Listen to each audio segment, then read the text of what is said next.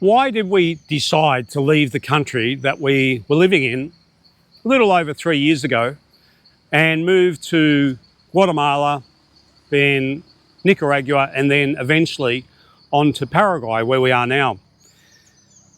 It's a question that we've been asked many times over the past 3 and a bit years since we left. But as I'm sure you can appreciate, it's a question that the more I think about it, the more moving parts that I realise are really in place in terms of the answer to that question.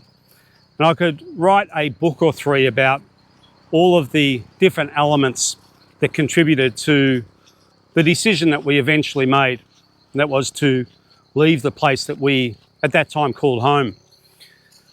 But recently I've been really ruminating over this question, and I've come to realise that although there are many different facets to the answer, I can essentially wrap it up in one simple sentence.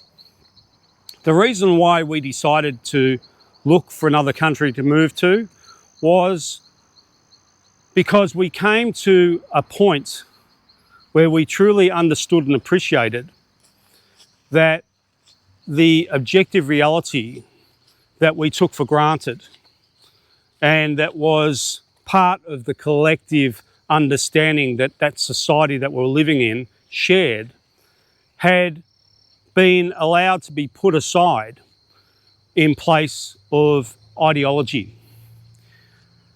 A number of self-apparent truths were put aside, and in their place were state-approved truths that many people took on and accepted. Now, it wasn't so much that there were greater powers that were running this program.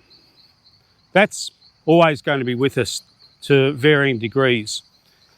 But what was really the straw that broke the camel's back in terms of our decision to relocate was when we saw so many people around us buy into the program. They allowed their objective reality to simply be taken away and replaced by nonsense in a lot of cases, or flawed logic, flawed science. And there were a number of different programs that were rolled out in the years preceding our decision to leave that country. And I'm sure you probably got some inkling as to what some of those were. Now, this isn't a matter of just not agreeing with a particular social or political paradigm. It doesn't matter if I'm blue and you're red, or I'm right and you're left, whatever your perceived difference is. There are certain bedrock realities that once we allow them to be supplanted with a state-approved counter-reality, that's never a good thing.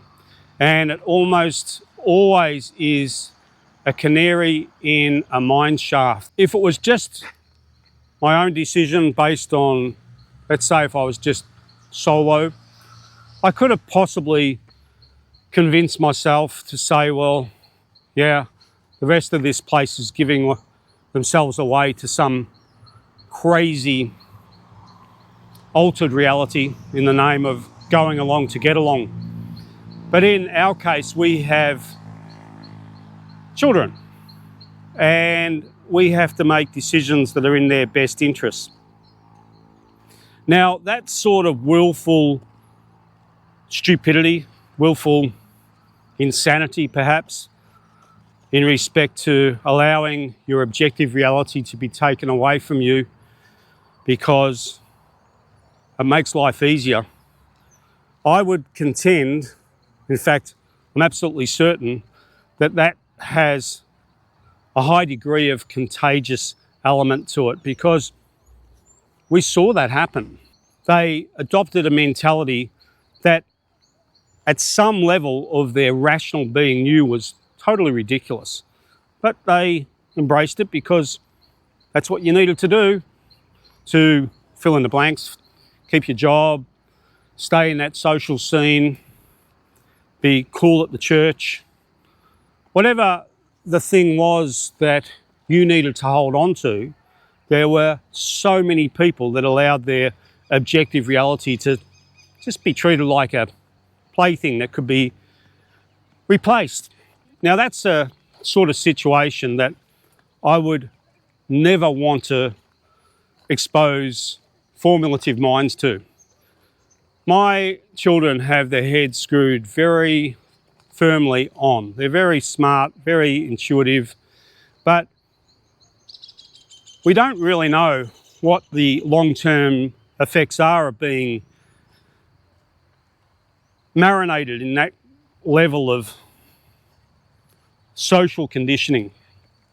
And invariably they would have had friends, maybe formed serious relationships with people that may very possibly have had to swallow that pill in order to go along, to get along, to ensure that they would have continuing access to their cafes and families, whatever it is that they needed to stay in touch with so badly that they were prepared to let go of their objective reality. And that's for them. But for us, it was a simple decision. Once you let go of objective reality, well, you're in la la land. You've accepted a form of insanity where that dog barking over there could be an anteater, or that tree could be a popsicle stick. That water could be chocolate milk. Whatever it is that is the next big thing tomorrow, or the state-approved thing, well, why not? We've seen other things that are even more ridiculous than that just become part of the social norm in a lot of the countries that we've come from. And we saw objective, real science. I'm talking about the science that actually looks for the truths in the particular thing that they're inquiring about. But we've seen those objective truths swept aside and replaced by more acceptable science, the science that, kind of goes along with what it needs to in order to maintain its position at the university or whatever it's trying to hold on to. So, looping back to the question, that is my simple response, that we realised that objective reality was up for grabs and we weren't willing to play that game, either for ourselves or for our family. And we've been really delighted to find ourselves in a place where we're not alone.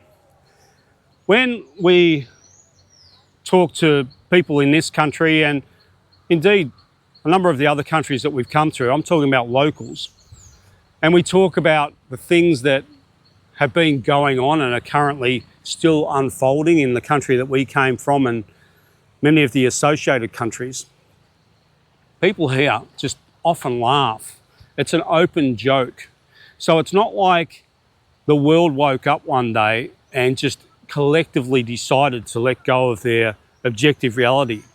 That was something that was obviously cooked up. It was something that was handed to the society that I was living in and many of the other places that perhaps you're sitting in now. And it was each and every one of us, it was our choice as to whether we accepted or rejected that. And it was the point where we looked around and saw most of the people who were in our circle had to some degree bought into it. We thought, well, there's no coming back from this because we're not buying into it. So the only other option was to be the very darkest of sheep in that flock. And I didn't want that for myself. I didn't want it for my family. It's not a way that I think people should have to live. You shouldn't have to be ostracised or in any way cast out simply because you have an affection for your objective reality that you're not willing to readily give up. I think that when it gets to that point, you got to do what you got to do in order to hold on to what you know is true. Because if you don't, you can easily go as crazy as a lot of the people that have gone in this world today. And I think that's a fate worse than death.